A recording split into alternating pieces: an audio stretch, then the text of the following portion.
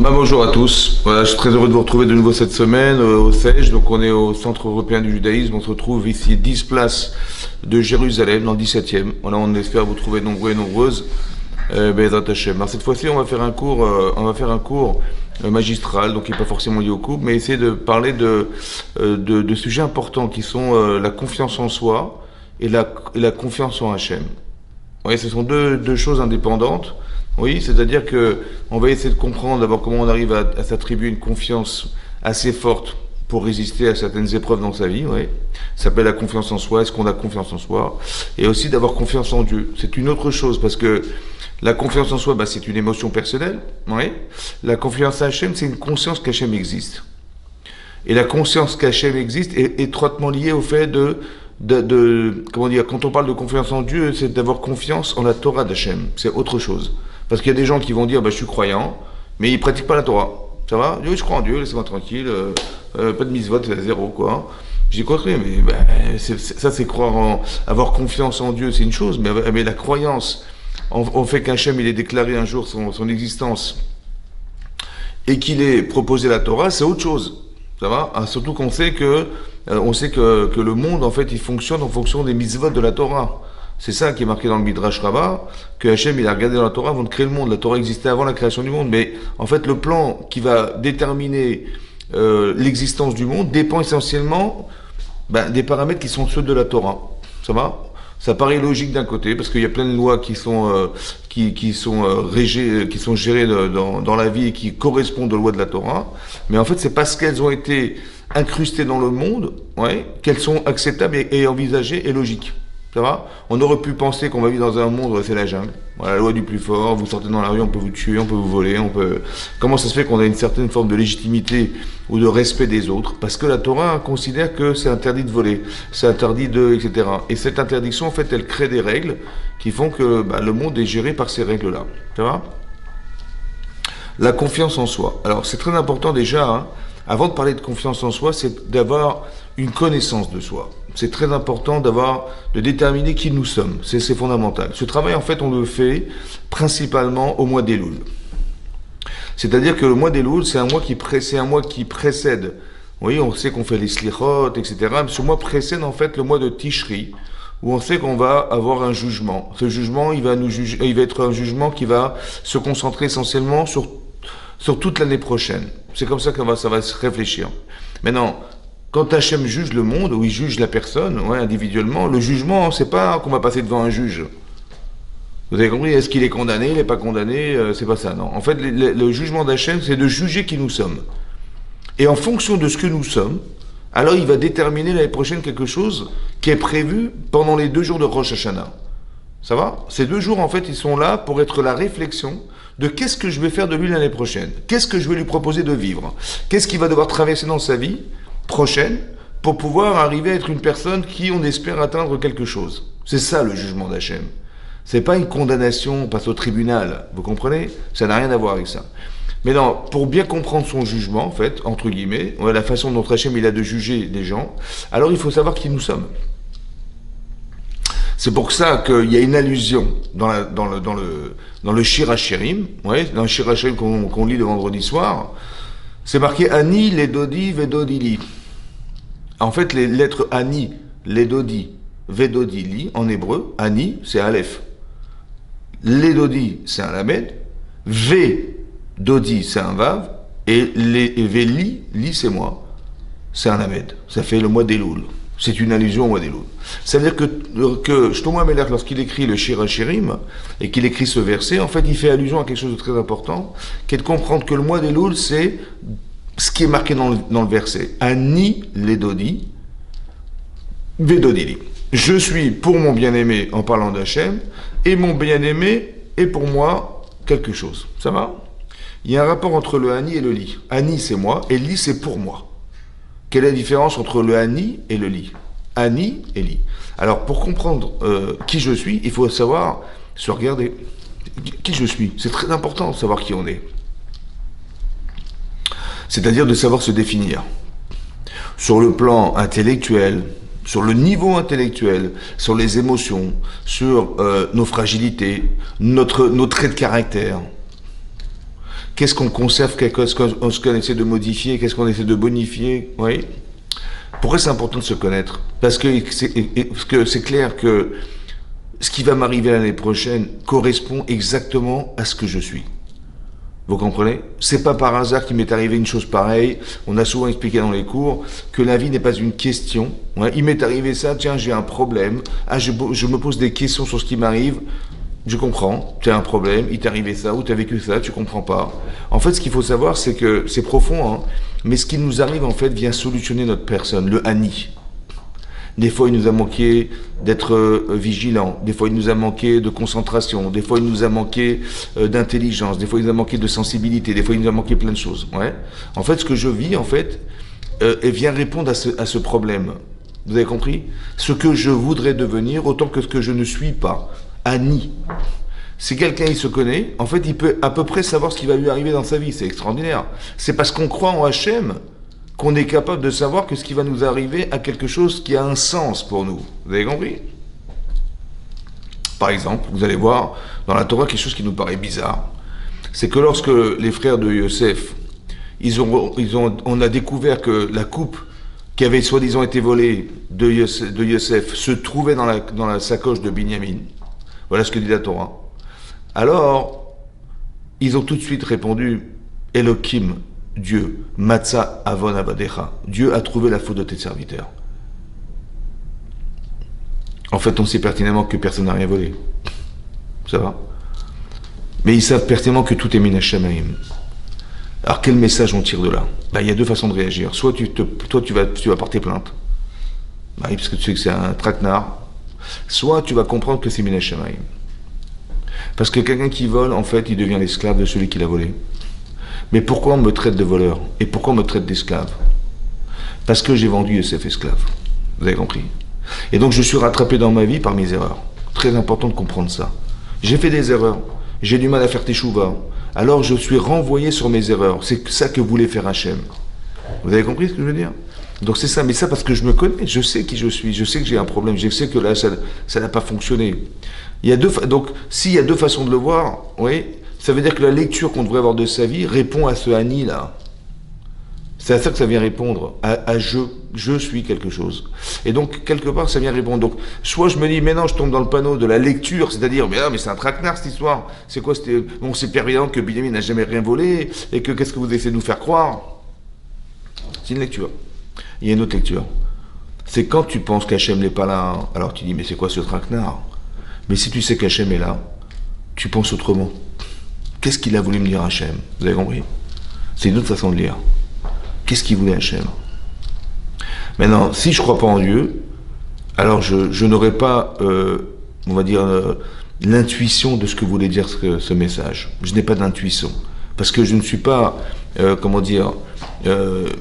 ne va pas m'insuffler des connaissances si je ne crois pas en Hachem. Parce que c'est moi qui refuse. Mais si je crois en Hachem, et je crois en sa Torah, et je crois en ce que je lis toutes les semaines dans la paracha, et je me rends compte que finalement, je vais avoir une sorte d'inspiration à ce que je vis. Vous voyez, c'est Hachem qui donne mais c'est parce que j'ai envie de savoir. Et tout à coup, je me rends compte que ça vient répondre à quelque chose. Donc je suis reconnaissant, mais à la fois, ça me donne des certitudes, vous comprenez? Ça veut dire que l'expérience vécue, elle n'est pas seulement intellectuellement comprise, mais elle est émotionnellement touchante. Et ça, ça permet de corriger des choses. Ça permet de mieux se connaître, encore une fois. Si tu te connais pas, tu vas douter. Ouais. Les gens qui doutent dans leur vie, c'est des gens qui sont pas sûrs d'eux-mêmes, ouais, qui manquent de conviction, qui manquent de courage, qui manquent, d'audace, mais parce que t'as pas confiance en toi. Ou tu te crois pas capable d'eux. Alors tu te dis, non, c'est pas pour moi, ou j'y arriverai pas. Mais pourquoi il y a une forme de sous-estimation de soi? C'est ça. Vous avez compris? Quand Chachamim nous disent, écoutez-moi bien, c'est marqué il y a une Mishnah dans Sanhedrin, dans le traité de Sanhedrin, qui dit là-bas que quand des témoins viennent au Beddin, au tribunal, pour Chasvé Shalom, des témoins viennent condamner quelqu'un à mort, en prétextant qu'il a fait telle chose. Il faut savoir que c'est très grave parce que si c'est vrai, mais si c'est faux. On va tuer quelqu'un sous prétexte qu'on va utiliser le tribunal comme une arme. Et donc, la Mishnah nous dit, les Dayanim, les juges, vont faire peur aux témoins. Le texte, c'est Maïmini Motam, on leur fait peur. Alors, on aurait pu croire qu'on va les agresser en leur disant attention, si vous faites des faux témoignages, attention, attention. Non. Il y a marqué là-bas, hein, on leur fait peur, ça veut dire quoi leur faire peur? Ça veut dire qu'on va leur dire, vous savez, c'est très intelligent ce qu'on leur dit. On leur dit, vous savez pourquoi Hachem a créé un homme tout seul dans l'univers? Parce que si Adam Arishon, qui était le premier homme de la création du monde, avait disparu, c'est pas seulement l'homme qui aurait disparu, c'est l'humanité qui correspond, qui concentre en fait tout ce que contient Adam Arishon qui aurait disparu. D'accord? Voilà ce que dit la Mishnah. Ça veut dire que, et de là la Mishnah dit, vous savez qu'un homme c'est un monde, c'est de là que c'est tiré. Ouais. Que si, quand tu entretiens une personne, tu entretiens le monde qui correspond à la personne, et si tu détruis cette personne, en fait tu détruis le monde que contient cette personne. C'est ça. Donc en voulant faire un faux témoignage, on n'a pas tué un homme, on a tué une forme d'humanité qui se trouve chez l'homme. Ça va? Voilà ce que dit la Mishnah. Maintenant l'argument qui est de dire, mais tu sais, si on tue, tu vois bien que si Adam Arishon avait disparu, mais c'est l'humanité qui aurait disparu, oui, est-ce que ça correspond au fait que, bon, on est quelques milliards sur la Terre, il va en manquer un, ça va. C'est quoi l'argument de dire, ah, mais tu vois bien que Adam Arishon, s'il avait disparu, il était seul, il n'y avait personne d'autre, c'est évidemment comme ça, il était seul. C'est quoi cet argument de dire, mais oui, mais si Adam Arishon, le premier homme de la création, avait disparu, c'est l'humanité avec lui qui aurait disparu. Mais il était seul, c'est normal. Mais là, on n'est pas seul. S'il en manque un, ça va, c'est pas grave. Il en manquera qu'un, c'est tout, c'est pas grave, ouais. Qu'est-ce que ça a à voir? Quelle comparaison on peut faire avec Adam Arishon? Pourquoi Chachamim ont comparé le fait de faire un faux témoignage avec celui d'Adam Arishon? Ça n'a rien à voir. Le contexte n'est pas le même. Comment ils ont lu la vie, les Chachamim, pour dire une chose pareille? Alors écoutez-moi bien. Est-ce qu'il y a quelqu'un dans le monde qui vous ressemble? Non. C'est vrai qu'on est des milliards, mais on est unique. Est-ce qu'on n'est pas comme Adam Arishon, comme le premier homme de la création du monde qui est seul sur la terre? Quelque part. C'est vrai qu'il y a d'autres personnes que soi. Mais ce que voulait dire Chachamim, c'est la chose suivante. Les sages de la Torah ont compris qu'il y a quelque chose d'unique dans chacun d'entre nous. Unique, ça veut dire que on est des êtres irremplaçables. Comme si qu'on était seuls sur la terre.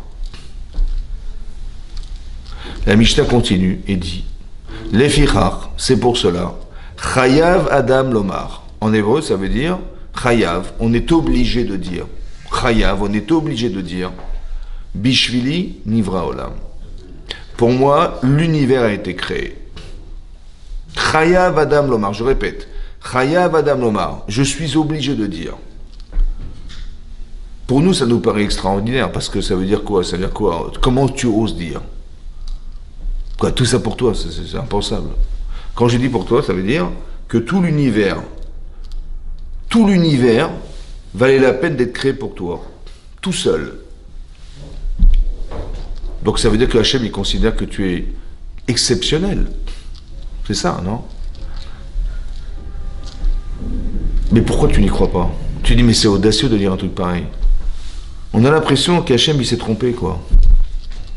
Mais il dit, mais je suis tellement petit. Mais je suis tellement rien. Comme si qu'on voulait nous encourager à avoir l'audace de penser qu'on est quelque chose d'énorme. D'avoir une estime de soi. Ouais. C'est-à-dire qu'on est unique. Ça veut dire que personne ne pourra faire ce que vous êtes capable d'être, ni de faire. Personne au monde ne pourra vous remplacer. Hachem a nécessairement besoin de vous. Et donc si on a été créé, c'est que ce qu'on doit faire ne peut pas se remplacer. Ça veut dire qu'on a une valeur unique aux yeux d'Hachem qui devrait nous donner la force d'avoir confiance en nous. Comme si on devait pouvoir justifier la raison pour laquelle on est là dans l'univers. Si tu considères que tu vaux rien, alors c'est dommage parce que tout ça, on aurait pu se contenter d'une petite rue, ça aurait suffi, quoi. Dans le monde. Non, on a créé l'univers pour toi. Mais ça veut dire, autrement dit, ça veut dire que, si on approfondit, ça veut dire que l'équilibre du monde, il dépend de tes actions. On est comme responsable personnellement de tout ce qui se passe autour de nous. Tu as une relation avec Hachem qui est d'une importance extrême. Chayav Adam Lomar. Tu es obligé de dire, pour moi le monde a été créé. Ça veut dire que ça donne une sorte de dimension personnelle qui va au-delà de quoi? Au-delà de ce que je crois de moi. Pourquoi c'est comme ça? Comment ça se fait qu'on n'arrive pas à avoir d'estime de soi? Alors je vais vous expliquer pourquoi. Si vous vous voyez sur la terre, vous êtes seul sur la terre, et on prend la photo de monsieur devant la plage. Voilà, donc il est devant la plage, on prend la photo. Maintenant, si je prends une photo vue de satellite de la planète Terre, je vois plus le type. Il est où le type? Je vois plus. Elle est où la mer? Je vois la mer, mais je vois plus le type au bord de la plage. Ça va? Je le vois même pas, il est tellement petit, je le vois même plus. Et à fortiori, si je prends une photo de l'univers, où je vois même plus la Terre. Bah oui, parce que là, il n'y a plus rien, là, on voit même plus rien, c'est la poussière, là. C'est vrai? Si je regarde comme ça, effectivement, je ne suis rien. Je suis rien sur la Terre, dans l'univers. Vraiment, la poussière de la poussière. Seulement, ce que je ne sais pas, hein, ce que j'estime pas, c'est que j'ai autre chose. J'ai une neshama, une âme. Cette âme n'a pas de limite. Ce qu'on ne voit pas, en fait, ce que Chachamim nous explique, c'est qu'au-delà de ce que vous avez, au-delà de votre corps, il y a une âme qui vous dépasse et qui arrive jusqu'au Kisei HaKavod, jusqu'au trône céleste. Elle n'a pas de limite, cette neshama. C'est pour ça qu'on dit que si quelqu'un il fait une mitzvah comme il faut, il a une part au monde futur qui est éternelle. Mais l'éternité n'existe pas. Sur Terre, il n'y a pas d'éternité. Tu fais une mitzvah sur Terre, mais ce que tu vas faire est limité à ton acte, sur le plan géographique et sur le plan temporel, physique. L'objet que tu vas utiliser, il est aussi limité. Donc tout ce que tu vas faire a une limite. Elle est où l'éternité? En fait, ce qu'il faut comprendre, c'est que quand tu fais une mitzvah sans intérêt personnel, c'est que tu as réussi à utiliser ton corps au service de l'infini qui est en toi, qui est un neshama. Avoir une part au monde futur, c'est avoir une adéquation avec soi-même qui est à l'intérieur de soi-même, qui s'appelle la neshama. C'est ça l'éternité. Donc si je regarde la neshama de la personne, le monde est trop petit. Si je regarde le corps de la personne, l'univers est trop grand. Vous avez compris? Comme si qu'on voulait nous dire, essaie de te regarder spirituellement. Essaie de voir combien tu représentes à l'intérieur de toi-même, c'est énorme. Arrêtons de se focaliser sur ce que nous sommes physiquement. Je me regarde dans la glace. Non, tu es largement au-dessus de ce que tu vois. Aie confiance en toi. Tu représentes quelque chose de grand. Ne te concentre pas sur ce que tu vois, c'est-à-dire, ne dis pas non, mais de toute façon, qu'est-ce que je suis pas grand-chose. Non, je voudrais que tu considères que tu es grand-chose.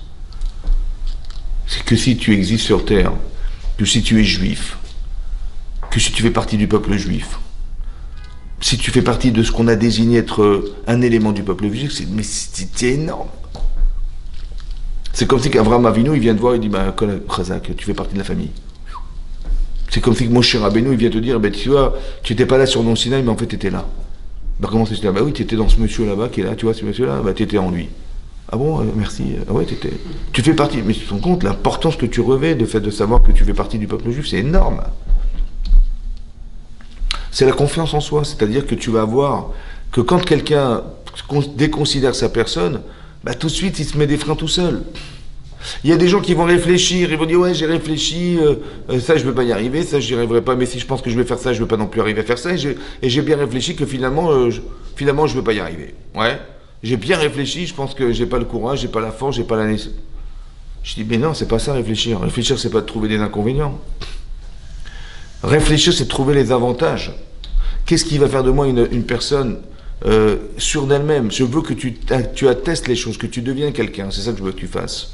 Et ça ne peut pas se faire si on n'a pas déjà réfléchi sur sa conscience. Ouais, sur ce que le Ani, le fameux Ani, je suis quelqu'un, c'est fondamental ça.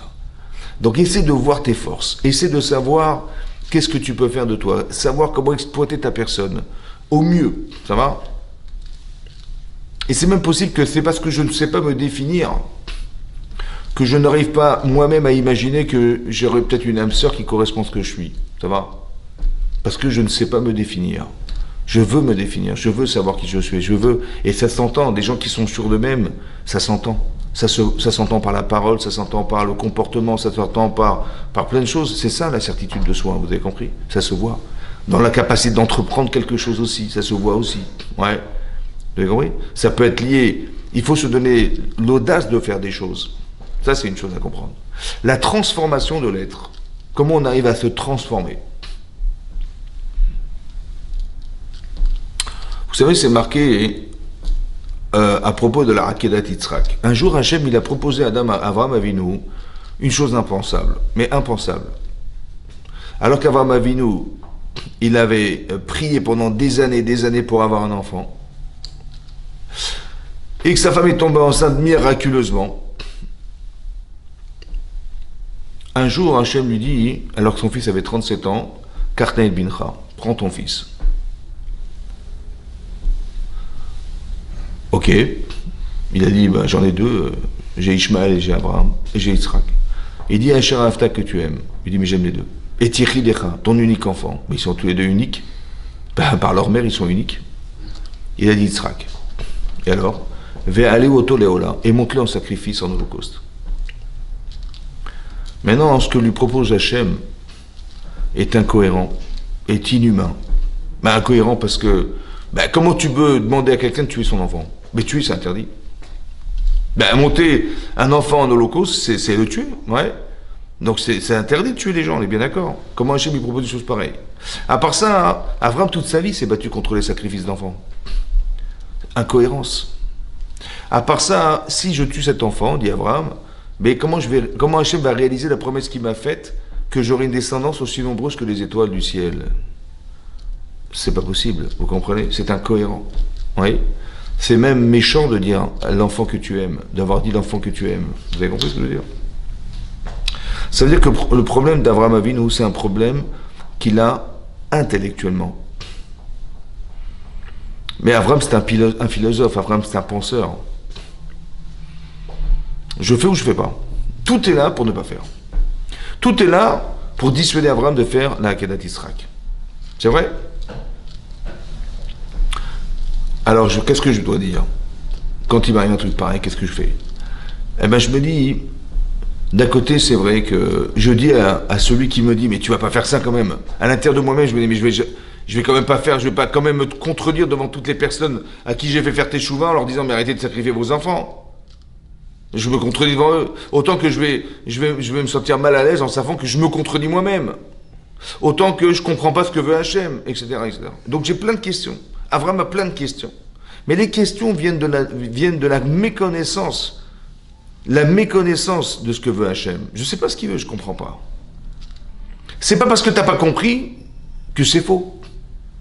Mais j'ai pas compris, donc j'ai pas la capacité à accepter un truc pareil, ça passe pas.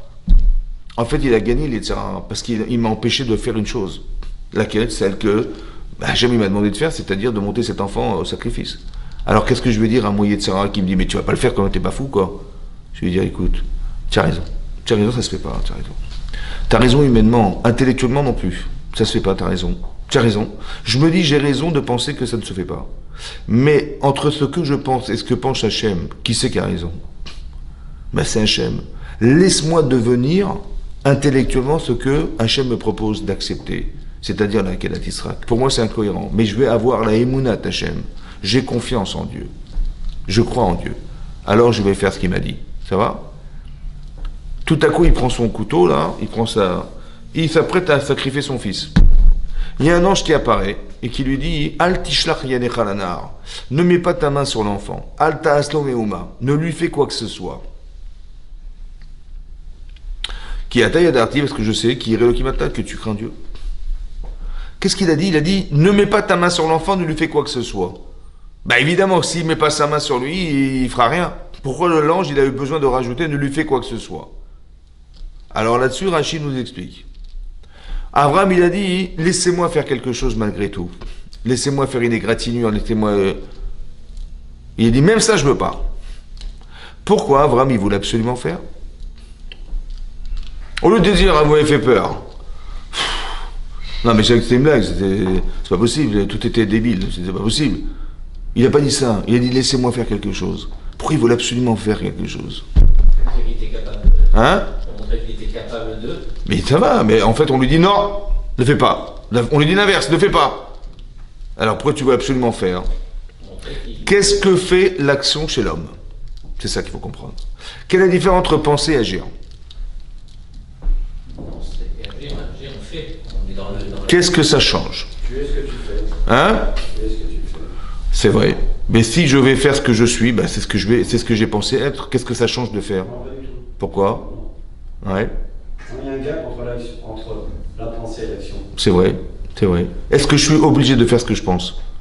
Non. Et qu'est-ce qui va faire que je vais refuser à faire alors? Le bien, le mal. Est-ce qu'on est jugé parce qu'on pense ou parce qu'on juge?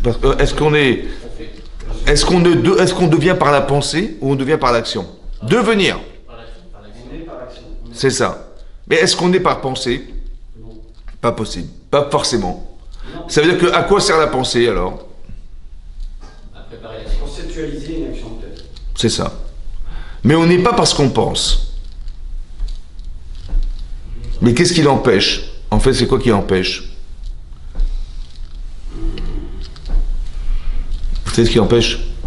C'est le corps humain. Imaginez-vous, on vous débarrasse de votre corps. Et on vous dit... Excusez-moi, c'est Hein? Ratson.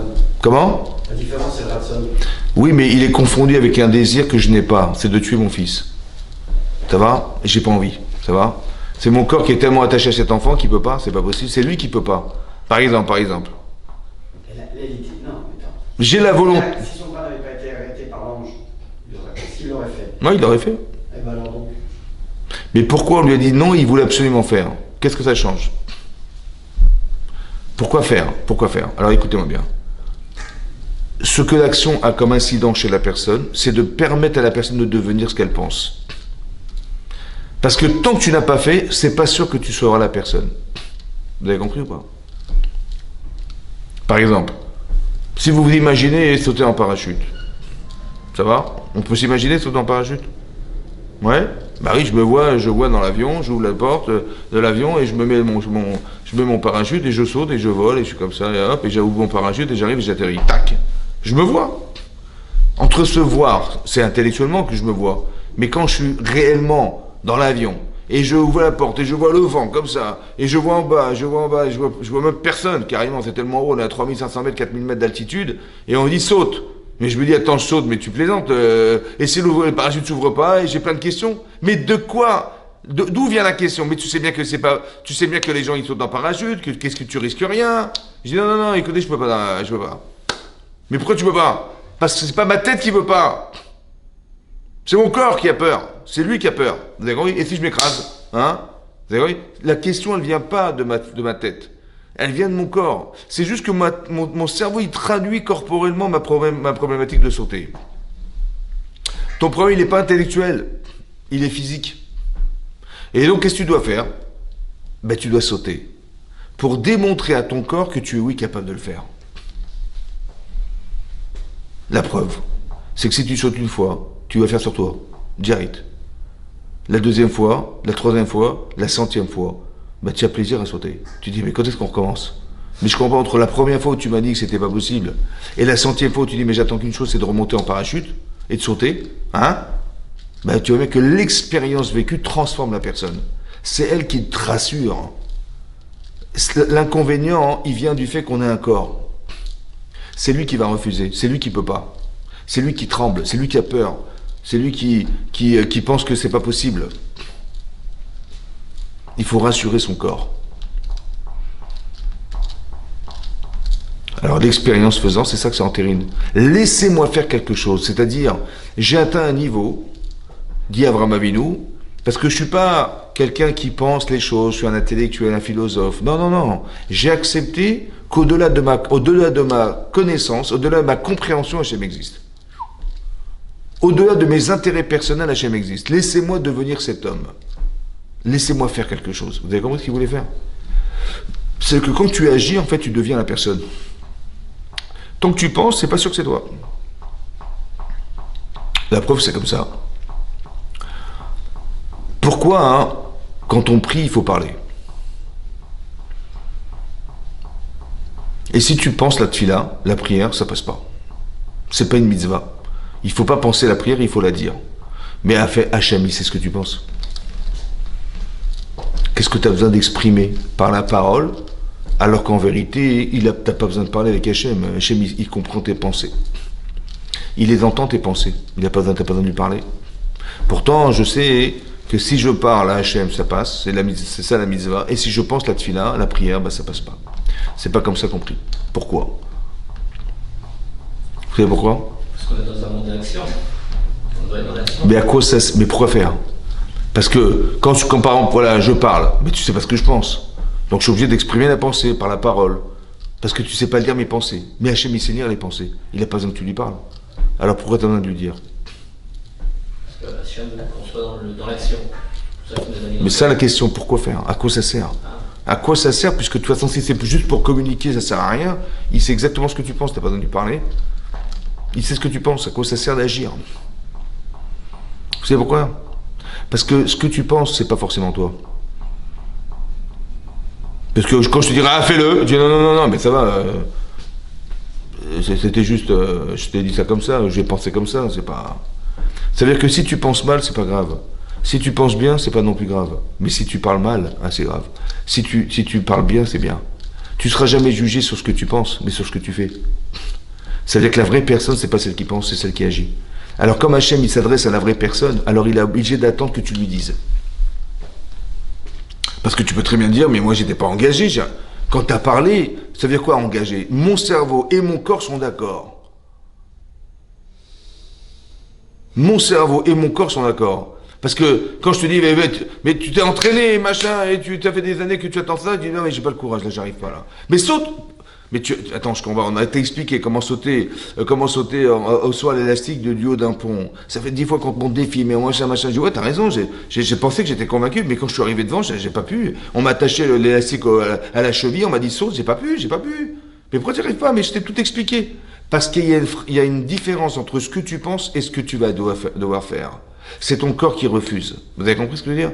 Il faut, comme si il fallait convaincre son corps.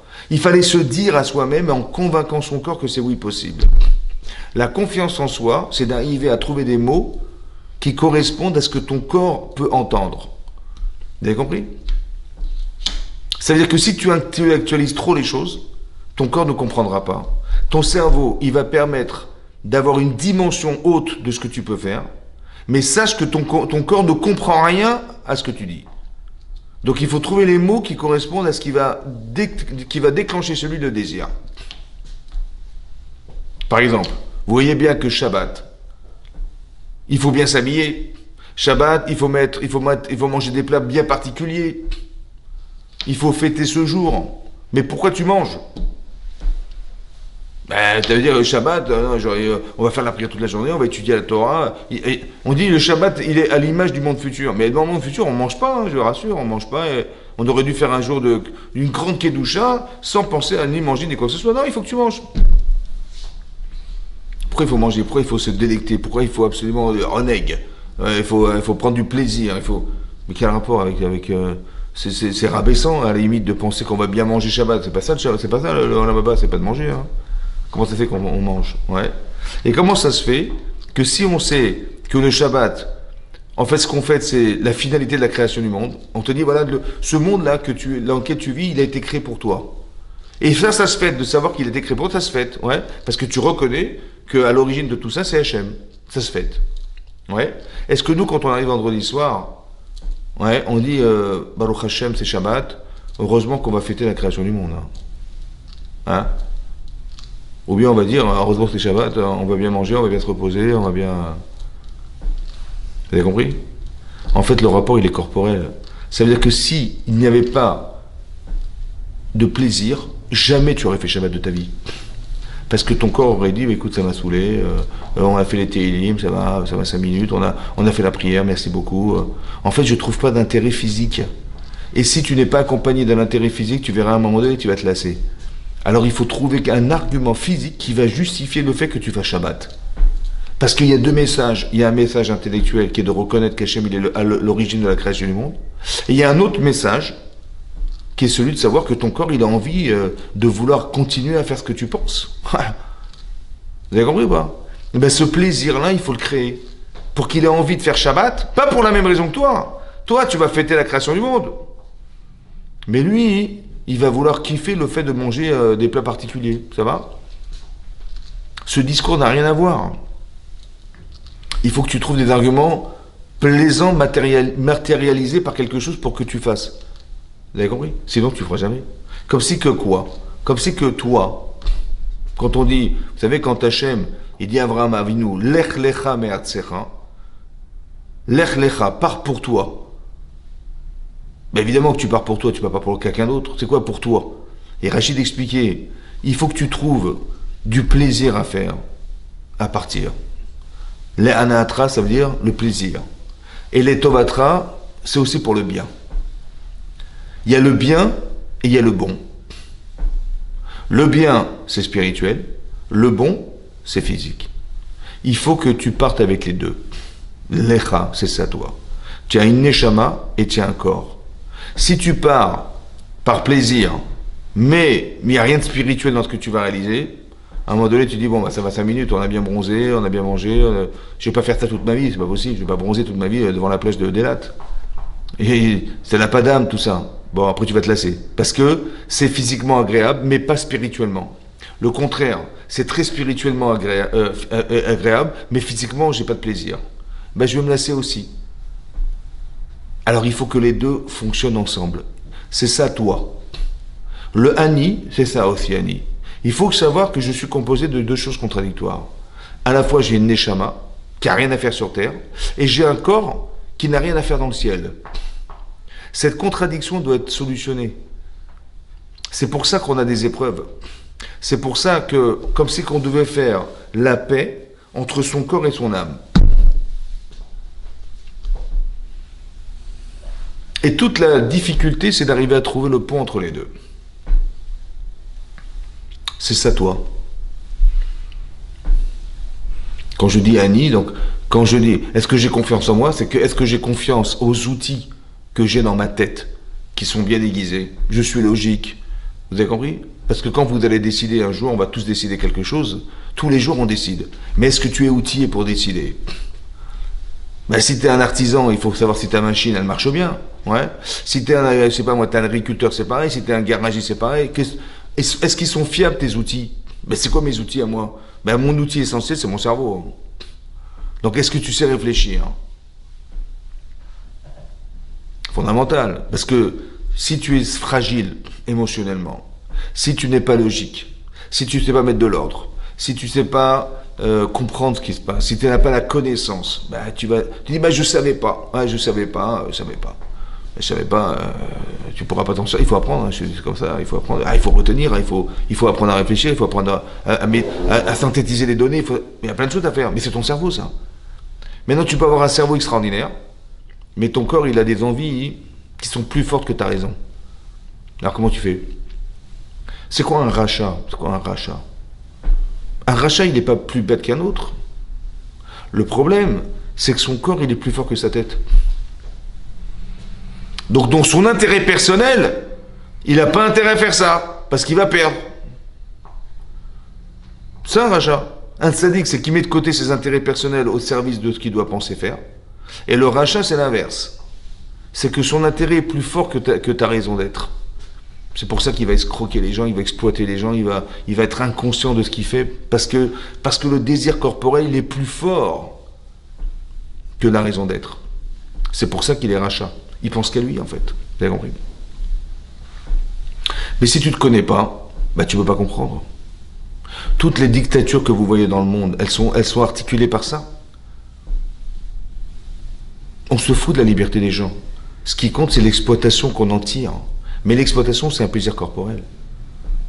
Le bénéfice, il est corporel, il est pas mental. Je dis, mais vous n'avez pas de moralité, vous n'êtes pas moral, vous n'avez pas... Pourquoi il n'y a pas de morale? Parce que le désir corporel est plus fort que la raison. Donc ce qu'il faut faire, c'est leur apprendre à inverser les rôles. C'est-à-dire penser que la moralité est plus forte que ton plaisir personnel.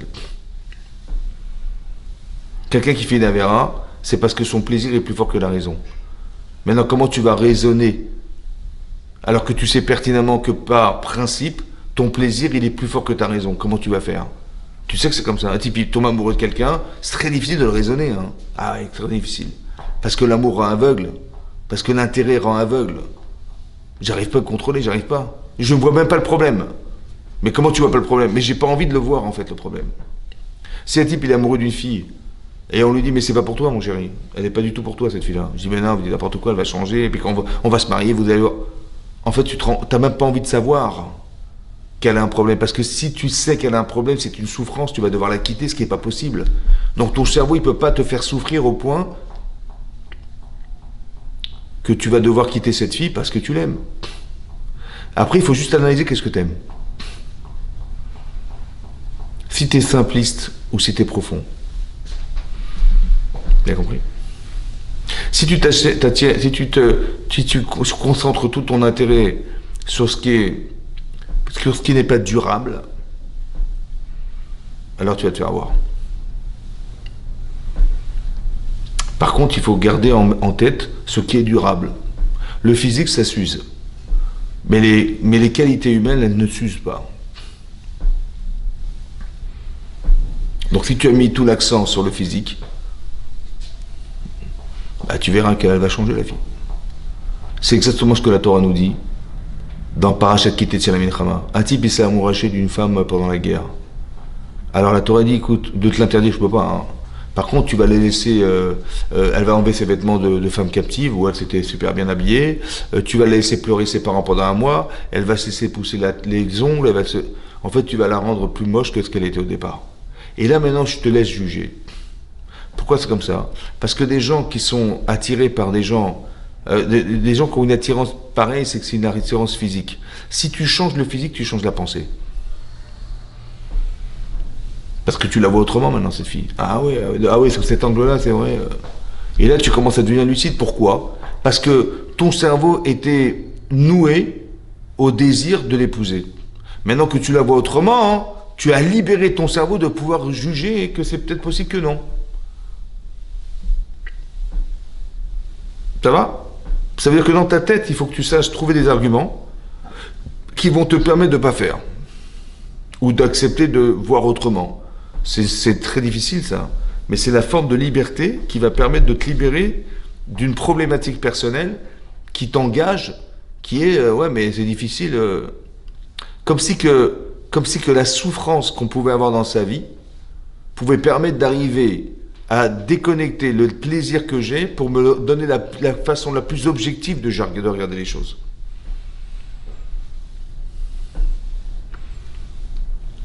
Mais ça, c'est possible que si tu te connais.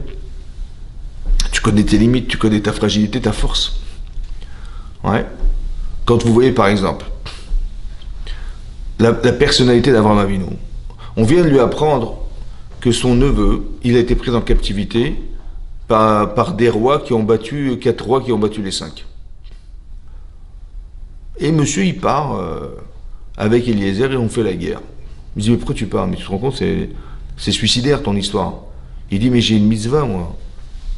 J'ai une mitzvah de récupérer, de libérer mon neveu qui est pris en captivité, qui a aussi mon beau-frère. Ouais, bah, évidemment, c'est le frère de ma femme, je vais les sauver. Je dis, mais tu es malade. Il a une telle force de conviction, il est tellement sûr de lui, il a tellement Hachem avec lui, hein, qu'il prend du sable, il jette, ça devient des flèches et des lances et des machins, il gagne la guerre. Mais comment c'est possible? Comment on arrive à avoir une telle confiance en soi pour arriver tout seul à faire la guerre contre tous les rois? Ça paraît impensable. C'est un guerrier. Hein? À la base, c'est un guerrier. Mais tout seul, qu'est-ce que tu vas gagner tout seul? Et pourquoi Hachem l'a suivi? C'est l'histoire d'Israël. Hein? C'est l'histoire d'Israël. Ouais. Mais c'est très intéressant de voir que quoi? La croyance en Hachem, c'est extraordinaire. Parce que il y a la croyance et la confiance. La croyance, c'est que je sais que Dieu existe. Mais est-ce que tu as confiance qu'il existe? Ça veut dire que est-ce qu'il y a des émotions chez toi qui accompagnent ce que tu sais? Ça s'appelle de la confiance. Je sais que Dieu existe, mais quand il m'arrive un truc, il n'y a plus de bon Dieu, il n'y a plus personne. Hein. Mais comment ça se fait que j'arrive pas à me sentir accompagné par exemple, Hachem a dit au Bnei Israël, il a dit à Moshe, bon voilà, vous arrivez en Israël, il va falloir que vous rentriez en Israël. Voilà, ça y est, c'est bon, vous êtes arrivé à la limite du front, la frontière, après un an de traversée du désert, ouais, vous allez rentrer en Israël, ça y est, c'est bon, on a fini, le parcours est terminé, on y va.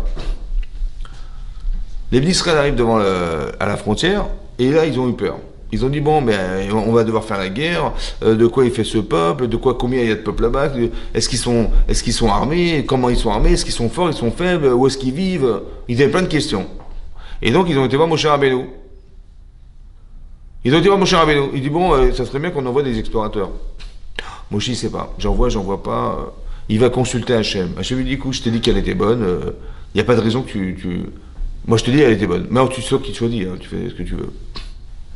Bon, finalement, Moshe décide d'envoyer des explorateurs. Il a pris une personne par tribu, qu'il a considéré comme tzaddik et qui a été validé par Hachem. Donc ça veut dire que c'est des tzaddikim, hein. C'est vraiment des gens exceptionnels. Une personne par tribu, une sélection incroyable. On a pris les meilleurs. C'est simple, on a pris les meilleurs. Maintenant, ils rentrent en Israël, ils restent 40 jours là-bas, et ils reviennent. Au bout des 40 jours, ils reviennent avec une grappe de raisin. Énorme. Qui portait à 8. Énormissime. Des tonnes, elle pesait cette grappe de raisin. Une seule grappe de raisin. Ils ont pris une grenade de raisin, une grenade et une figue. Ouais, énorme. Maintenant, ils sont arrivés, ils ont dit, Hachem ne nous a pas menti, hein, elle est extraordinaire la terre. Mais regardez les fruits qu'on a amenés. Après, ils ont dit, mais imaginez-vous les gens qui les mangent. Hein? Nous, une grappe de raisin, tu la vois à bout de doigt, comme ça, ouais. Mais imaginez-vous les gens qui mangent ces raisins-là. On a vu des géants. On était comme des sauterelles devant eux. Ouais. Heureusement qu'on vous nous avait dit d'aller voir. Imaginez, moi j'aurais jamais cru un truc pareil. On est rentré une fois dans une grotte et on est ressorti et c'était une peau de grenade. On croyait que c'était une grotte tellement les fruits sont énormes.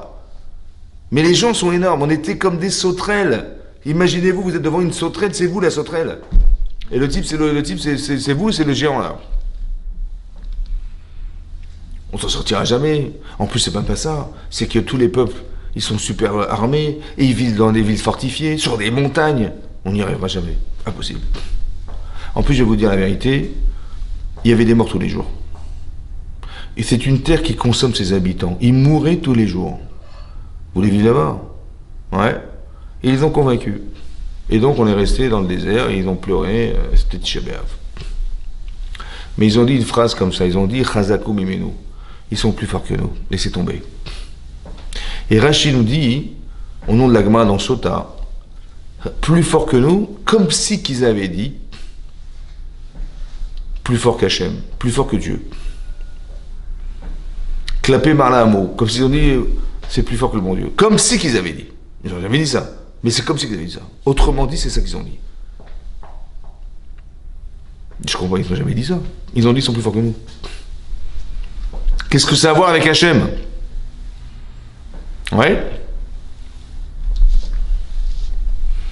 C'est ça la confiance. On est tous croyants, hein. Ils étaient tous des tzadikim, ils croyaient en Dieu à 150%, il n'y a pas de problème.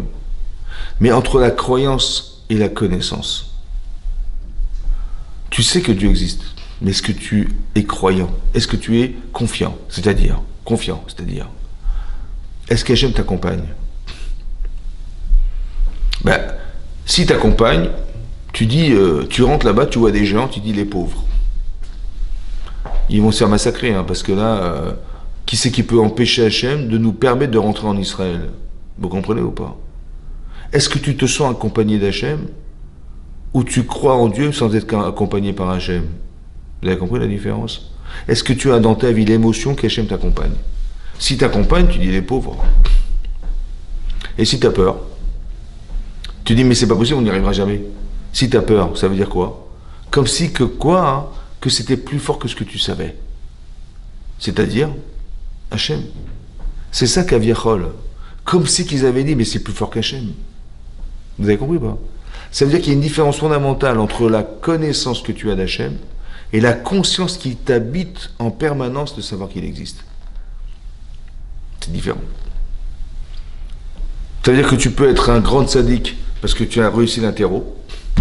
Ah ouais, 120 sur 20, c'est bon. Mais en vérité, tu as 20 sur 20 intellectuellement, mais est-ce que tu as 20 sur 20 physiquement? Vous avez compris ou pas? Comme si que l'expérience vécue leur avait manqué pour arriver à se confronter à ce qu'ils ont vu. Ça veut dire qu'on a été transporté par ce qu'on a vu. On a vu des géants, c'était énorme. Et on a vu... Vous avez compris? Ça veut dire qu'il y a un travail personnel à faire. Entre ce que tu as... Il y a des gens qui n'ont pas fait ce travail intellectuel, alors ils font des choses bêtement. Et il y a des gens qui sont intellectuellement forts, mais ils n'ont pas le caractère ni le charisme de pouvoir réaliser ce qu'ils pensent. Les deux sont vrais. Et encore autre chose, c'est est-ce que tu crois en Hachem ou est-ce que tu es confiant en Hachem? C'est aussi autre chose. Quand tu vis quelque chose, quand tu rentres dans la Torah, ouais, quand on dit croire en Dieu, c'est pas croire qu'il existe. C'est croire que ce que Hachem il a demandé et qu'on vive correspond au mitzvot de la Torah. C'est ça la croyance en Dieu. C'est pas la croyance de l'existence. Parce que tu peux dire, bah oui, je crois en Dieu, j'ai la Emouna et tout ça, il n'y a pas de problème, mais je fais pas de mitzvot. Parce que si la mitzvah me permet d'atteindre la Emouna, la croyance en Dieu, bah je l'ai déjà, j'ai pas besoin de faire des mitzvot. Non, c'est pas ça qu'on te demande. C'est est-ce que tu es capable d'accepter de faire ce qu'on te demande de faire? C'est autre chose. Tu vas faire Shabbat correctement, tu vas faire les brachot tous les matins, tu vas te lever, je sais pas moi, tu vas étudier la Torah, tu vas trouver du temps pour ça, ben, j'ai jamais vu ça, je sais même pas étudier, je sais même pas lire en hébreu, ben vas-y, alors vas-y. Et c'est ça le truc, c'est pas seulement de dire je crois en Dieu, c'est d'arriver à se réaliser avec la Torah d'Hachem, ça n'a rien à voir. Les Meraglim, on leur a dit vous allez faire la guerre. Ben, attends, la guerre contre quoi? Je veux bien faire la guerre, mais pas contre ça, c'est impossible. Ben c'est ça. Mais tu dis, bah alors Dieu, il t'a dit n'importe quoi. Vous avez vu? Ils ont exactement la problématique qu'a eu Avraham Avinu. La différence est la différence est la réponse qu'ils ont donnée. Avraham, il a répondu, il dit, t'as raison, j'ai rien compris. Hein. Mais je veux accepter ce qu'Hachem m'a demandé de faire. Même si c'est au-delà de ce que je conçois. Je le fais quand même. Parce que je vais atteindre un niveau d'émouna que je n'ai jamais eu de ma vie. Maintenant, je vais l'entériner en faisant quelque chose. Je veux devenir cette personne. Alors qu'en vérité, les Meraglim, ils avaient la Emouna. Hein. Mais elle avait cette limite par rapport... La limite, c'est par rapport à ce que tu vois. Est-ce que ce que tu vois hein, te réconforte? Ben, pas du tout. Hein. Mais est-ce qu'ils avaient une grande Emouna? Mais c'est sûr et certain. Parce que sinon, c'est impossible qu'Hachem il les ait mis dans une épreuve aussi énorme que de voir des géants. S'ils avaient vu des nains, ben, ils auraient dit, ouais, c'est pas grave, on va y arriver. En marchant, on va les écraser. Mais non... Si on t'a mis des géants pareils, ça veut dire que c'est jusque là que tu vas douter. Avant, tu doutes pas. S'il n'y avait pas des géants qui mesuraient 1 kilomètre de haut, ben tu aurais dit, il n'y a pas de problème. Mais là, ils mesurent 1 kilomètre, c'est-à-dire c'est la limite en vérité de ce que tu peux supporter. Est-ce que tu vas accepter que tu vas t'en sortir ou pas? Vous avez compris ça? Ben ça, c'est la confiance en toi déjà. Mais tu peux pas accompagner une confiance en Hachem, c'est pas une confiance en toi. Et si tu as confiance en toi, est-ce que tu es accompagné d'Hachem aussi? C'est autre chose. Il faut les deux en fait. Ça veut dire qu'on te demande d'avoir du charisme, on te demande d'avoir des convictions, on te demande d'avoir confiance en toi, on te demande d'avoir des connaissances profondes de ce que tu es. Et à part ça, que tu sois intéressant, et à part ça, que tu saches qu'Hachem il t'accompagne. Waouh! Alors là, tu es la personne la plus puissante du monde. Parce qu'Hachem est avec toi.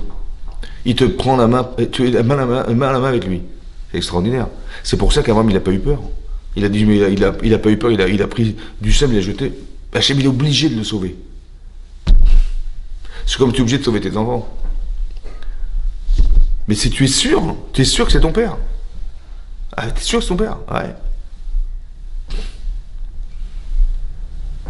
Dans la prière, on dit à Rosh Hashanah, Avinu Malkenu. Avinu Malkenu. Avinu, je dis notre père et notre roi. C'est ça, Avinu Malkenu. Mais est-ce que Dieu c'est ton père? Est-ce que dans le livret de famille c'est marqué Monsieur un tel, fils de Dieu? Non. Comment tu oses dire que Dieu c'est ton père? C'est pas ton père. Hein? En fait, il est comme ton père. Il ne sera jamais ton père. Mais si ton père, tu connais les critères qui correspondent à ton père, tu peux lui demander tout ce que tu veux, il va jamais refuser, il est ton confident. Ben si déjà ton père est ton père, alors a fortiori, à Kadosh Baruch Hu, il a ses valeurs de père, a fortiori. A fortiori. Donc si tu vas pas dire à ton père, on dort là ce soir ou... Tu as confiance ou pas? Demain matin, tu m'amènes à l'école. On mange demain matin. Il y a mon petit déjeuner. Tu as déjà posé une fois la question à ton père, demain, on mange demain matin? Demain midi, il y aura du repas, il y aura un repas. Et ce mois-ci, on sera là ou on déménage? Mais tu as une confiance totale en ton père, il n'y a pas de problème. C'est une question qu'on ne pose même pas. Alors si déjà, avec tes parents, tu ne poses pas la question, avec Hachem, tu vas poser la question. De quoi ça fait l'avenir, de quoi ça fait machin. Ça veut dire qu'on n'a pas su donner une dimension à Hachem. On n'a pas su. Comme ici, on n'a pas la conscience qu'Hachem est là. C'est pour ça qu'on a peur de ce qu'on voit. Maintenant, le miracle, il va dépendre de ta conception. Si tu as confiance en Hachem, il n'y a pas de miracle. Bah oui, parce que ce que tu vois, c'est ce qu'il a fait. Bah, il peut tout faire. Hein. Il est où le miracle? Il n'y en a pas. Vous avez compris? C'est comme à Hanouka, par exemple. Nous, on fait Hanouka comme étant un miracle. Bah évidemment, pour nous, c'est un miracle. Hein. Comment tu peux allumer une fiole qui va durer 3h15, qui va durer 8 jours? Ouais, c'est impossible. C'est miraculeux pour toi. Ouais. Mais pour eux, c'était pas miraculeux. Pourquoi? Parce qu'ils étaient impurs. Et il fallait 8 jours pour pouvoir se rendre purs. Ouais, parce que comme ils avaient fait la guerre, ils étaient tamémet, ouais, impureté de la mort. Et donc, il fallait pouvoir être aspergés le 3e et le 7e jour avec la paradouma, la vache rouge, pour pouvoir retrouver la pureté qu'ils avaient au départ. Maintenant, le 8e jour, ils devaient être purs. C'est ça, hein? Maintenant, il dit, on a gagné la guerre, super, merci. Mais moi, ce que je veux savoir, c'est pas qu'on ait gagné physiquement la guerre. Je veux savoir, est-ce qu'Hachem, il est là ou pas, avec nous? Alors, je veux un témoignage. Je veux une preuve. Alors, vous savez ce qu'on va faire? On va allumer la menorah. Et si le feu, il reste 8 jours, le temps jusqu'au temps où on pourra refaire de l'huile, alors c'est qu'Hachem, il a témoigné par là que on provoque le miracle. Mais il n'y a pas de miracle, en fait. Le miracle, c'est ce que tu croyais, alors qu'en vérité, tout est miracle. Mais ça dépend de ta conception personnelle. Si Hachem il est là, il est où le miracle? Elle est où la différence entre la nature et le miracle? Il n'y a pas. Ben, on va dire comme ça. On va dire la mitzvah de Hanouka. Ça va? Ça a duré 8 jours. Normalement, ça devrait durer 1 jour. Parce que 24 heures d'huile d'olive, ça dure 24 heures. Non, si c'est comme ça, alors il est où le miracle de 8 jours? Non, c'est un miracle de 7 jours. Puisque le premier jour, c'est pas miraculeux, c'est normal. Une fiole de 24 heures, elle brûle 24 heures. Pourquoi c'était miraculeux? En fait, parce que une explication, c'est le Ramban qui dit que si le 2e jour c'est déjà miraculeux, et le 3e jour c'est pas normal, et le 4e jour c'est pas normal, oui. Alors quoi, le premier jour c'était normal? Mais si le 2e jour c'est Hachem, ben le premier jour c'était pas lui. Ben que c'est lui, ouais. Ce qui te semble être naturel, c'est miraculeux. C'est miraculeux que de l'huile, elle puisse flamber et permet d'avoir une lumière et d'avoir de la lumière. Le combustible, il vient d'Hachem. Donc c'est ce que tu appelles Hachem, c'est ça ton miracle, c'est Hachem. Ben, il est déjà intervenu le premier jour. Hein. Si tu arrives à conceptualiser que Hachem il est partout, et ben ce que tu vas penser être normal devient miraculeux. Alors Hachem il peut tout faire, il n'y a pas de problème. Il peut t'allumer. Si quelqu'un il concevait ça, mais de façon véridique, hein, un peu comme Rabbi Chaim Mendoza, sa fille lui dit, papa, tu sais, je me suis gouré, je me suis trompé, j'ai mis du vinaigre à la place de l'huile pour allumer les veilleuses de Shabbat. Il dit, bon, c'est pas grave, celui qui a dit que l'huile allume, eh ben, le vinaigre aussi. Et elle a allumé les veilleuses avec du vinaigre, et ça a marché. Mais comment c'est possible? En vérité, il y a un yesod qui est marqué là, un secret. C'est que la réalité, elle est fonction de ta conception. Si tu doutes de ce que tu vois, alors ça ne marche pas. Et si tu en es convaincu, ça marche. Mais quand je dis convaincu, ça veut dire 150%. Hein. Pas que tu dis, ouais, je fais du cinéma, oui, avec du vinaigre, ouais, essaye, bon, ça ne marchera pas. Parce qu'au fond de toi-même, tu doutes. Mais si tu arrives en vérité à ne pas faire de différence entre ce que tu vois de ce qu'Hachem a créé, si tu le ressens profondément, alors Hachem, il peut très bien allumer des veilleuses avec du vinaigre. Maïr patlo l'Hachem. Vous avez compris? Ça veut dire que c'est un niveau de conception, quand tu mets Hachem dans ta vie, en vérité, si tu arrives à le conceptualiser et à le ressentir comme une vérité en soi, ce qui est tout un travail de vie, hein, alors en vérité, il n'y aura pas de différence entre la nature et le miracle. Parce que tout est miracle, en fait. La Terre, elle tourne miraculeusement. Le Soleil, il est là miraculeusement. La Lune, elle est là miraculeusement. Les planètes, elles sont là miraculeusement. Tout est miraculeux, quoi. Tu vois des nuages qui se déplacent, c'est bizarre. Bah oui, mais on va t'expliquer scientifiquement. Le tonnerre, c'est pareil, les éclairs, c'est pareil, on va tout expliquer. Mais c'est quand même pas normal qu'ils soient là. C'est quand même pas normal que quand tu dors, tu te réveilles le matin, tu vois, tout a poussé, il a plu dans la nuit, ça marche tout seul, quoi, c'est incroyable. Ouais. Tu te rends compte si tu devais arroser ton terrain, hein, des hectares comme ça, bah, tu passerais des mois pour l'arroser. Maintenant, tout à coup, il a plu et hop. Bah, tu peux dire, bah, la nature est bien faite. Ou tu dis, bah, il y a quelqu'un qui est derrière la nature. Ça veut dire quoi, la nature est bien faite? C'est qu'il y a quelqu'un qui pense dans la nature. Ouais. Il est où le moteur? Il est où le cerveau? La nature. Tu dis oui, mais ça c'est la nature, ça c'est il y a des nuages, il pleut, ça pousse, c'est la nature. Les fruits ils poussent tout ça, c'est la nature. Je veux bien quand même, mais c'est quand même il faut être intelligent quand même, parce qu'il est où le cerveau de la nature qui permet de fabriquer des fruits qui alimentent avec tout ce qu'il faut, les fruits, les vitamines, tout ce qu'il y a dedans. Ouais. Et les légumes c'est pareil. Il est où le cerveau de la nature? Il est où le cerveau de la nature qui a fabriqué des choses pareilles? Parce que c'est quand même intelligent. Hein? Bah oui, parce que les vitamines qu'il y a dans les fruits, tout ce que l'homme transforme, c'est pas forcément parfait. Mais bizarrement, tout ce qui existe est parfait. C'est incroyable. Si tu n'en abuses pas, c'est parfait. C'est parfait. La température sur la Terre, elle était exactement parfaitement tempérée. Ah, maintenant on a pollué la Terre, machin, il y a l'effet de serre, ça a réchauffé la planète, la pollution, les machins. Mais tous les problèmes qu'on a, parce que c'est l'humain qui s'est investi, qui a égoïstement pensé qu'il fallait produire à outrance. Bah, on est pollué aujourd'hui, les pesticides, c'est pareil. Il faut vendre. Ah, il faut des pesticides partout, les cancers, les machins. Pour peu que. On n'a rien d'autre, de toute façon, on n'a rien d'autre. Et si tu veux vendre, il faut bien que. Et qu'est-ce qu'on va mettre sur les fruits si tu veux vendre? Bah, sinon, il y a la moitié qui va partir. Il y aura des petits vers dedans, des machins invendables. Des trous dans les fruits, ça se vend pas. Alors, on fout des pesticides. Après, on attrape des cancers, on attrape des trucs. C'est-à-dire que mais tout est parfait et c'est l'homme qui transforme en fait. C'est comme on a fait manger des vaches de la graisse animale. En pensant que si avec de la viande, avec de l'herbe, elle grossit, alors avec de la graisse, c'est sûr qu'elle va grossir plus vite. Hein. Ah c'est évidemment, c'est scientifique. Hein. Après, on se traite des maladies, des Creutzfeldt-Jakob et des machins. Mais c'est qui le cerveau de la nature? Ah, dit oui, c'est la nature. Mais creuse, c'est le cerveau de la nature, il est où?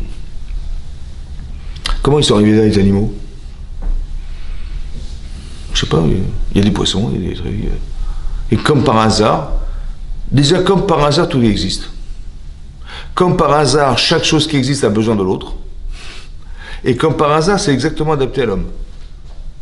C'est impensable, c'est impossible. D'un Big Bang, tu crées des choses qui sont là, elles sont que sur la Terre. Comment ils sont arrivés les poissons? Comment ils sont arrivés les animaux? L'être humain, comment il a débarqué là? Où est le parachute? Comment on est arrivé ici?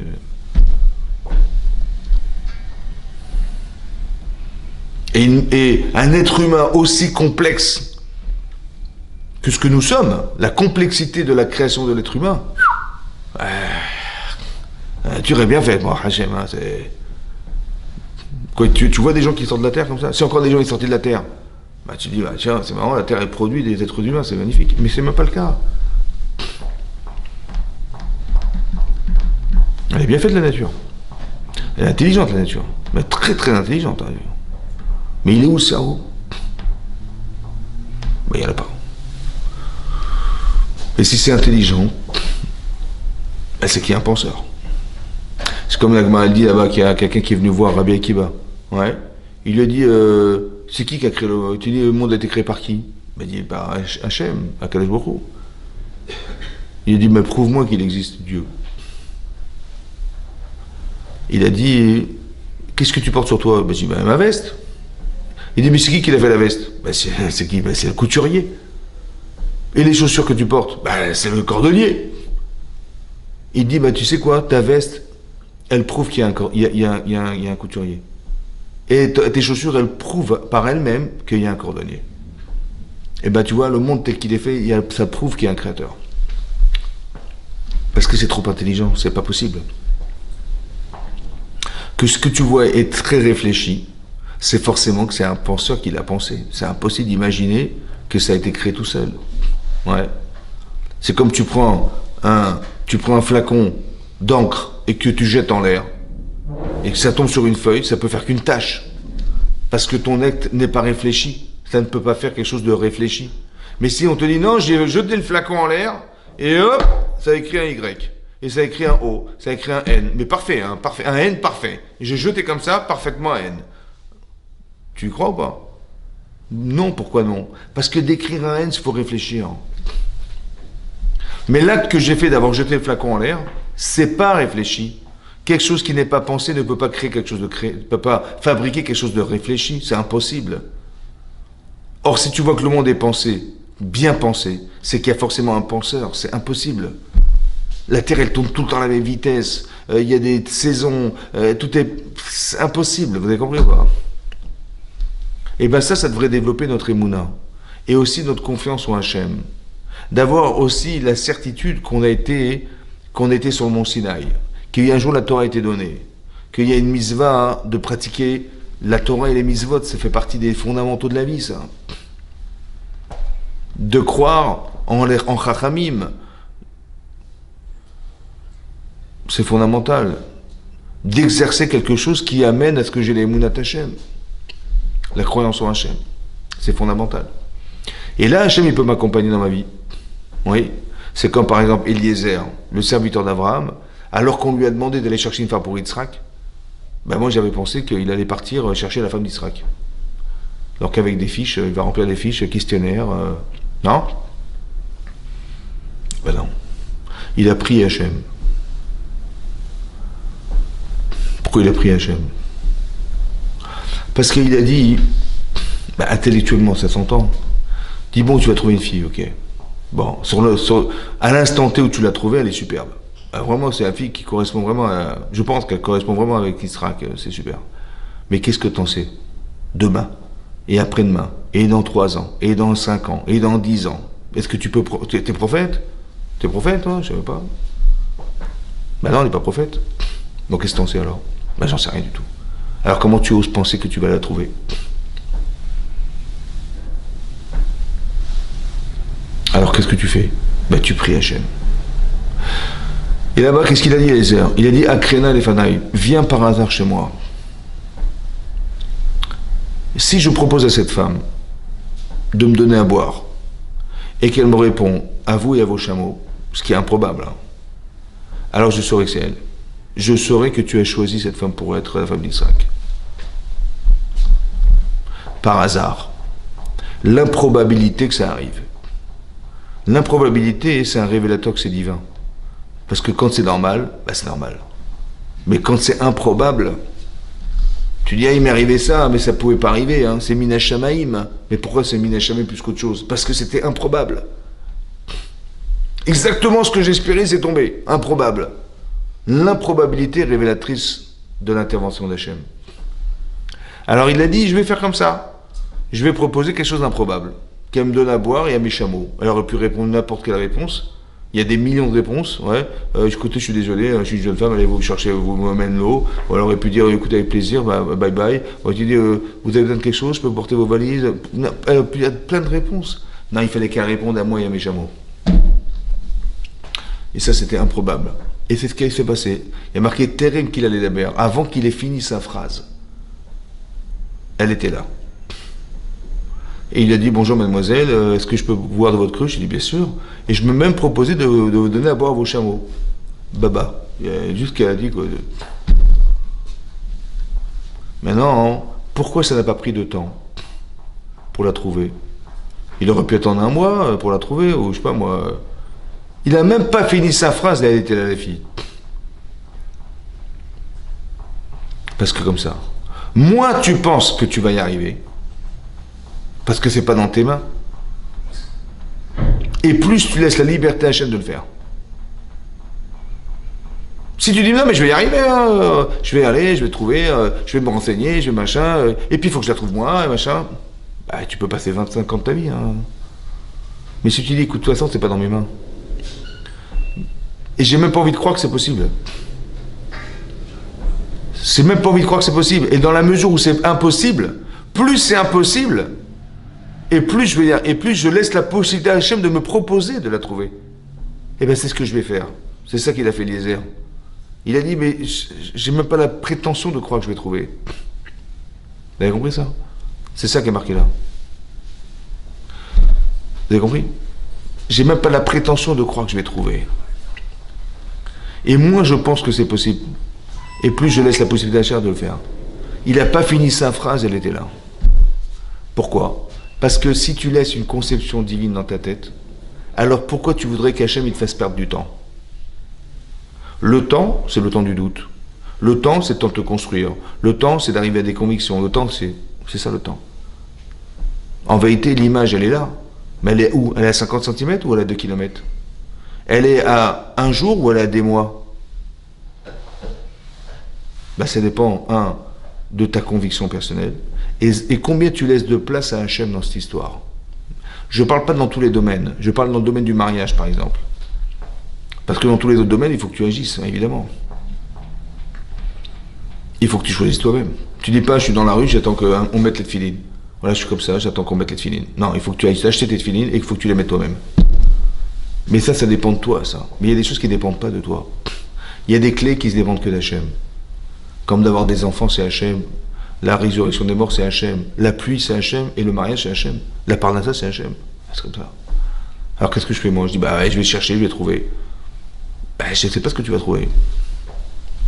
Des fois, on fait des mauvais choix, des fois, on se gourde, des fois, on tombe amoureux, des fois, on se plante, des fois, on est amoureux de quelque chose qui n'a rien à voir avec ce qu'on espère. Vous avez compris ou pas? Alors, laisse une place à Hachem, dans ce domaine en particulier. Aie confiance en lui, et confiance en toi, que tu connais tes limites, et tu sais que ça ne rentre pas dans le cadre de tes limites. C'est Hachem qui est mes avec Zivugim, c'est Hachem qui fait rencontrer les personnes. Maintenant, combien de temps ça prend? Ben, ça prend le temps, de tes doutes, et de ta capacité à le faire exister dans ta vie. Et c'est ça que je pense, c'est ça que voulait dire Eliezer. Pourquoi il n'a pas été cherché? Parce qu'il dit, c'est pas dans les mains. J'ai pas la prétention, bien que ça serait un grand honneur de trouver la femme de Yitzhak Avinu. C'est un grand honneur que Avraham m'a fait m'avoir choisi comme quelqu'un qui va pouvoir marier son fils. C'est un grand honneur de savoir qu'il m'a fait confiance. C'est un grand honneur. Et je tombe pas là-dedans. Je tombe pas dans ça. Je tombe pas là-dedans parce que je vais croire que c'est moi, mais c'est pas moi. Il a dit, fais-moi cet honneur, Hachem, de me permettre de n'être que l'intermédiaire de ton choix. C'est autre chose. Il n'a pas fini sa phrase, elle était là, la fille. Ça veut dire que la réalité, elle est fonction de la conception que je lui donne. Si je suis sûr de ce que je dois vivre, alors ça ne doit pas prendre de temps, normalement. Ça dépend de la conviction que tu as, intellectuellement et émotionnellement. Les deux. Les deux. C'est-à-dire que se construire dans sa vie, c'est d'éliminer tous les doutes que j'ai dans ma tête. Parce que quand je vais réfléchir, je vais dire, je suis pas sûr, et elle va voir si elle est assez mignonne, elle va savoir si elle est assez grande, elle va savoir si elle a des est-ce qu'elle va me plaire, est-ce que... Ben, en fait, alors, dis donc, je préfère laisse tomber, je vais pas... En fait, pourquoi tu réfléchis dans quelque chose qui te freine? Pourquoi tu réfléchis à mettre des barrières dans ta vie? Bah oui, mais je suis pas sûr. Ben c'est le problème, c'est ça, t'es pas sûr, c'est ça le problème. Ben, il faut avoir des convictions, il faut avoir des certitudes, il faut avoir confiance en toi. Il faut plaire, c'est aussi autre chose, il faut plaire. Ben il y a des gens, ils plaisent pas. Ben je vais travailler sur toi. Et j'ose pas, et je suis timide, ou je sais pas quoi, ou je pense pas aux filles, et quand je vois une fille, je suis pas sûr qu'elle va s'intéresser à moi. Ben arrange-toi déjà. Physiquement, tu t'arranges, et mentalement, tu t'arranges, et puis essaie d'avoir une personnalité, essaie d'avoir quelque chose qui donne envie, quoi. Ça fait partie de ton travail personnel. Et après, tu laisses une part à Hachem, bien sûr. Parce que sinon, c'est du miracle. Bah, tu dis, je fais rien, et tout va tomber. Comme quelqu'un m'a raconté, il y a une femme, il y a quelqu'un qui est venu voir une femme pour refaire un chidour. Ouais. Il dit, avec plaisir, je vais vous trouver quelqu'un. Donc, il trouve quelqu'un, selon les critères qu'il cherchait. Il dit non, elle n'est pas assez blonde. Il dit ok. Ah, elle n'est pas assez grande. Ah, elle n'est pas assez mince. Machin. Il dit écoutez, je vous ai présenté 3-4 filles, ça va pas. Et j'ai dit mais qu'est-ce que vous cherchez? Ben je lui cherche une fille qui ressemble à Brigitte Bardot. Et je dis, mais monsieur, regardez-vous dans la glace. Si vous êtes Alain Delon, il n'y a pas de problème. Hein. Vous avez compris? C'est que le type, il plane, en fait. C'est ça le problème. Mais là, c'est l'inverse. Il est sûr de lui, quoi, qu'il va épouser, c'est ce qu'elle lui a dit, quoi. Il me dit, mais vous n'êtes pas Alain Delon pour vous proposer Brigitte Bardot. Et le type, il veut Brigitte Bardot, quoi. Il veut la plus belle femme du monde, mais il faut que tu sois en adéquation avec ce que tu penses. C'est dommage parce que tu perds ton temps, parce que tu vas jamais la trouver. Mais pourquoi? Parce que c'est pas toi. Ça veut dire d'abord apprends à te connaître. Ani les dodi vedodi. Apprends à te connaître. À partir du moment où tu sais exactement ce que t'es, bah, tu vas trouver la fille qui correspond à toi. C'est comme ça. Et la conception que tu as fait partie des gens qui pensent que Hachem existe et que tu fais exister Hachem dans ta vie. C'est très important. Parce que si tu es accompagné d'Hachem, c'est pas mal. Ça peut accélérer les choses. Hein. Ou ça peut te permettre d'avoir une vie différente. Puisque tu fais confiance en Hachem. C'est autre chose. On ne peut pas être comme les Meraglim, entre guillemets, à leur niveau, bien sûr. Hein, je parle bien c'était des très grandes sédikim. Hein, mais il y a quelque chose qui a flanché, à leur niveau. C'est-à-dire, ils ont plus cru en ce qu'ils ont vu que ce qu'ils savaient. Ils savaient qu'Hachem, il peut tout faire. Mais là, ils ont dit, on n'y arrivera pas. C'est-à-dire que tu estimes que dans la situation où tu te trouves, Hachem ne peut pas t'aider. C'est ça que ça veut dire. C'est ça qu'a Viachol, comme si ils ont dit Hachem. Hachem, comme si qu'ils avaient dit, quand ils ont dit mais c'est plus fort que nous, mais c'est plus fort que qui? Je sais pas, moi Hachem il t'a dit vas-y, pourquoi tu as peur? Oui, mais vu ce que j'ai vu, j'y arriverai pas. Non, c'est pas ça. Si tu as peur, c'est que c'est plus fort qu'Hachem. Parce que normalement, si tu crois en Dieu, tu risques rien. Vous avez compris? Il faut se faire accompagner d'Hachem, c'est ça qui est compliqué. Mais ça, c'est des émotions qu'on a quand on étudie la Torah. Parce que la Torah, c'est ce qui nous permet d'être ce qui fait le pont entre Hachem et nous. C'est ça. L'étude de la Torah permet de faire le pont entre Hachem et nous. D'avoir, des intuitions, d'être inspiré dans la vie, ouais, jusqu'au point où quelqu'un peut devenir un prophète, c'est une inspiration. Mais comment on le fait? Parce qu'il y a un travail sur soi qui est fait. Et à part ça, hein, j'ai envie de m'accrocher à Kadosh Baruch Hu, c'est comme ça. C'est pour ça qu'il y a des mitzvot, qui s'appellent la Shemitah par exemple, ouais, que tous les 7 ans, on va arrêter de travailler. Mais tu vas te dire, mais Manochal, qu'est-ce qu'on va manger à la 7e année si on n'a pas pu ni labourer, ni semer, ni cultiver? Il dit, t'inquiète pas, j'ai prévu ma bracha.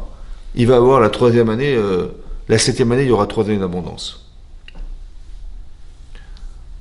Il a posé une question, mais Manochal Bashana Shevi'it.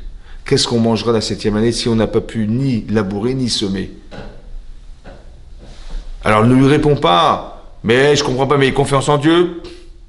C'est quoi cette question-là? Ouais? Hachem, c'est pas ça qu'il a répondu. Il dit, j'ai prévu ma bracha. J'ai ordonné à la terre de produire 3 ans de récolte. Ça veut dire quoi? Ça veut dire que quand tu as une question physique, ne réponds pas spirituelle. Réponds physique. Le type, il dit, j'ai faim. Il dit, mais il a confiance en Dieu. Mais quand tu réponds, j'ai confiance en Dieu, c'est une réponse intellectuelle. Mais j'ai pas un problème intellectuel, je te demande pas si Dieu existe, je te demande j'ai faim. Alors réponds-moi physique, ça va? Et quand j'ai un problème intellectuel, ne me réponds pas physique sur un problème intellectuel. Parce que j'ai un problème intellectuel. Donc réponds-moi intellectuel sur un problème intellectuel et réponds-moi physique sur du physique. Vous avez compris? Il faut que ça soit coordonné. Il y a des gens qui vont dire, les gens disent, mais je comprends pas. Mais je sais pas, vous avez compris? Comme si que les Meraglim, quand ils ont vu ça, ils ont vu les géants là, il fallait répondre physiquement. C'est mon corps qui a peur. Alors réponds, mais t'inquiète pas.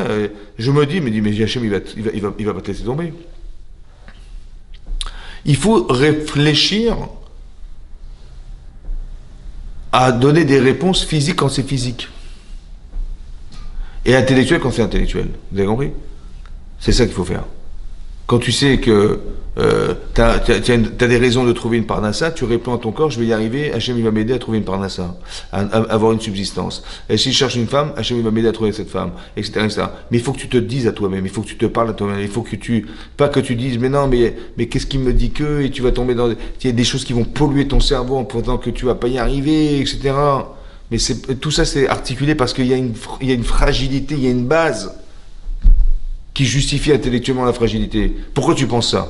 Parce que tu te sens fragile, parce que tu te sens faible, parce que tu ne te sens pas capable. Alors ton cerveau dit, tu n'es pas capable.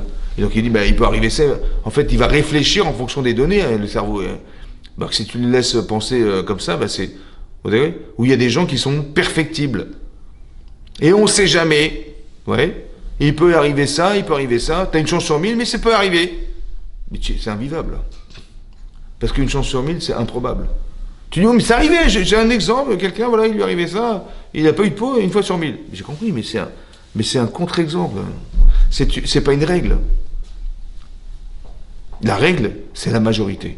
Est-ce que si majoritairement ça se passe comme ça, alors c'est une règle. Plus que la moitié, c'est une règle. C'est quoi la règle? C'est normalement ça va se passer comme ça. Ou ça passera pas comme ça parce que majoritairement ça se passe pas comme ça. Mais quand tu as du 50-50, tu vas douter. Mais quand tu dépasses 50, tu te rassures. Tu comprends? Pas tu dis j'ai une chance sur 1000 et c'est possible. Non, tu te rassures que c'est largement au-dessus des 50%, donc ça va pas arriver. Sinon tu vis plus. Parce que tout est probable. Mais pourquoi tu doutes? Parce que tu penses comme ça, tu es perfectible. Des fois ça sert, des fois ça dessert. Il y a des gens qui sont perfectibles, ils veulent aller au bout des choses. Et tant que c'est pas du 100%, ça peut pas se faire. Et je veux arriver au 100%. Quand ça t'arrange, super, mais quand ça te dérange, il faut pas penser comme ça. Parce que du 100%, ça n'existe pas. Chez les gens, ils ne seraient pas sur Terre s'il y avait 100%. Ils seraient déjà dans le Gan Eden déjà. Donc ça veut dire qu'on n'a pas le droit de penser comme ça. Toute la vie est faite pour arriver à une forme de perfection de soi. Si tu vis, c'est que tu dois pouvoir atteindre autre chose. Donc on n'est jamais à 100%. Sinon on ne serait pas. Donc si tu penses que tu n'es pas à 100%, donc même la personne qui est en face de toi n'est pas à 100%. C'est ensemble qu'on va atteindre quelque chose. Mais il faut que tu penses que tu connais tes forces et tu connais tes carences. Mais tu les connais. Ani les Doni et Doni. Ça veut dire qu'il y a quelque chose qui s'appelle je et qui s'appelle Hachem. Et les deux sont en équation. Il y a une symétrie entre Hachem et soi. Obligatoirement. Bien compris. Chazak ou Baruch. Merci beaucoup d'avoir suivi le cours.